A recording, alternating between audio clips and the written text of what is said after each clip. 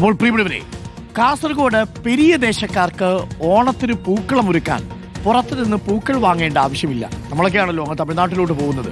വില്ലാരംപതിയിലെ ഒരു കൂട്ടം ആളുകളാണ് ചെണ്ടുമല്ലി കൃഷി നടത്തുന്നത്. ഇന്നത്തെ വിളവെടുപ്പ് കഴിയുന്നതോടെ നാടെങ്ങും ചെണ്ടുമല്ലി പൂക്കൾ വാങ്ങാനുള്ള തിരക്കിലാവും. ഈ പൂപ്പാടങ്ങൾ പൂത്തുലഞ്ഞു നിൽക്കുന്നത് കാണാൻ തന്നെ നല്ല ഭംഗിയാണ്. കർക്കിടക മാസത്തിലെ ദുരിതപ്പെയ്ത്തൊക്കെ ഒഴിഞ്ഞ് മാനം തെളിയാറാകുമ്പോഴാണ് ഓണത്തെക്കുറിച്ച് സാധാരണ ആളുകൾ ചിന്തിച്ചു തുടങ്ങുക.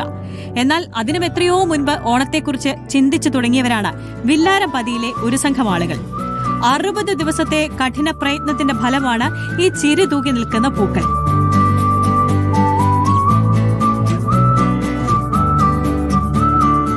മലയാളികളുടെ പൂക്കളം നിറയ്ക്കാൻ മുന്നിൽ നിൽക്കുന്ന ഇനം ചെണ്ടുമല്ലി അഥവാ ചെട്ടിപ്പൂവാണ്. ഓറഞ്ചും മഞ്ഞയും നിറത്തിലുള്ള ചെണ്ടുമല്ലി പൂക്കളത്തിൽ നിറയ്ക്കാതെ മലയാളിക്ക് സമാധാനമാകില്ല. മലയാളികളുടെ ഓണപ്പൂക്കളിൽ തെല്ല അഹങ്കാരഭാവത്തിലാണ് ചെണ്ടുമല്ലി പൂക്കളുടെ സ്ഥാനം.